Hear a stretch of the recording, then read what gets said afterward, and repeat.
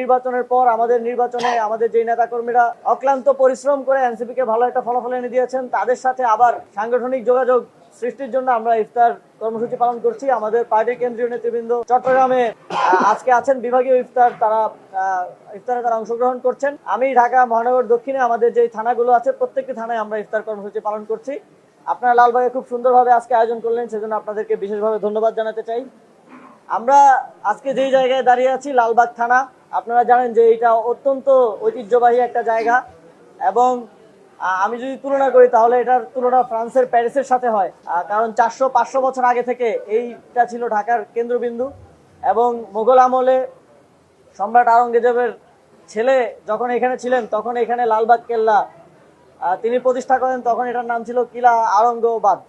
এবং তারপর এই যেই স্থান, এই স্থানের যথাযথ রক্ষণাবেক্ষণ এবং যথাযথ এটাকে প্রমোট না করার কারণে এই জায়গাটা এখন অনেকটাই, আপনারা জানেন যে ড্রেনেজের সমস্যা, জলাবদ্ধতার সমস্যা সহ নানা ধরনের সমস্যার কারণে এক ধরনের বসবাসের অনুপযোগী অবস্থায় আছে। অথচ আমরা দেখি যে পৃথিবীর বিভিন্ন জায়গায় এরকম হেরিটেজ সাইটগুলো যেখানে আছে, এরকম 400 বছর 500 বছর পুরাতন এবং ঐতিহ্যবাহী এবং বাংলাদেশের জন্য গর্ব বয়ে আনা যে জায়গাগুলো আছে সেগুলো যথাযথ রক্ষণাবেক্ষণ এবং পর্যটন শিল্পের কেন্দ্রবিন্দু হিসেবে গড়ে তোলা হয়।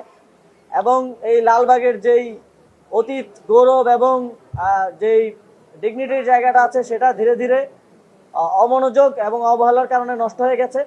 আমরা সামনের দিনে জাতীয় নাগরিক পার্টির পক্ষ থেকে রাজনৈতিকভাবে এবং আপনারা যদি আমাদেরকে সুযোগ দেন তাহলে এই লালবাগকে আবারও লালবাগের যে পুরনো গৌরব, যে 400 বছর 500 বছরের গৌরব, সেটা ফিরিয়ে দেওয়ার জন্য কাজ করব। এবং আমাদের এই পুরান ঢাকার যেই ঐতিহ্য, যেটা এখন মানুষ ভুলে গেছে, যেটা এখন আমরা আমাদের যারা বৃদ্ধ আছেন, যারা সেই সময়কার ইতিহাসগুলো জানেন শুনেছেন তাদের দাদাদের থেকে, তাদের থেকে এখন গল্প আকারে শুনতে পাই। আমরা এই গল্পগুলো, এই গৌরব, এই ঐতিহ্য আবার সারা বাংলাদেশের মানুষের কাছে, সারা ঢাকার মানুষের কাছে পৌঁছে দিতে চাই।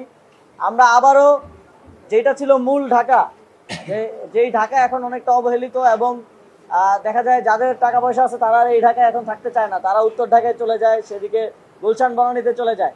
আমরা আবারও এটাকে এই পুরনো গৌরব ফিরিয়ে দেওয়ার মাধ্যমে সবাইকে আবার এখানে নিয়ে আসতে চাই এবং সামনের দিনে যেন যারা বিত্তশালী আছেন তারা যেন এই ঢাকায় থাকার জন্য চেষ্টা করেন, সেরকম একটা ঢাকা আমরা তৈরি করতে চাই। সেজন্য লালবাগ থানায় আমাদের যারা নেতাকর্মী আছেন, যারা এখানে নাগরিক প্রতিনিধি আছেন, সকলকে আহ্বান থাকবে আপনারা আমাদের সাথে আসেন, আমরা একসাথে এই ঢাকার পুরনো গৌরব ফিরিয়ে আনার জন্য কাজ করব। একসাথে আবার এই জায়গায় যারা থাকেন তাদের যেই নাগরিক হিসেবে তাদের যেই সম্মান, তাদের যেন থাকার যেই পরিবেশ এবং একটা মানসম্মত ঢাকা সৃষ্টির জন্য আমরা একসাথে কাজ করব। সেজন্য আপনাদেরকে আহ্বান জানাতে চাই। সেজন্য প্রথম কাজ হবে, যারা এই নির্বাচনে আমাদেরকে সহযোগিতা করেছেন, সমর্থন করেছেন, যারা জুলাই গণঅভ্যুত্থানে আমাদের সাথে ছিলেন, তাদেরকে আবার পুনর্বারের মতো সংগঠিত করা, তাদের কাছে যাওয়া, তাদের সমস্যার কথা শোনা।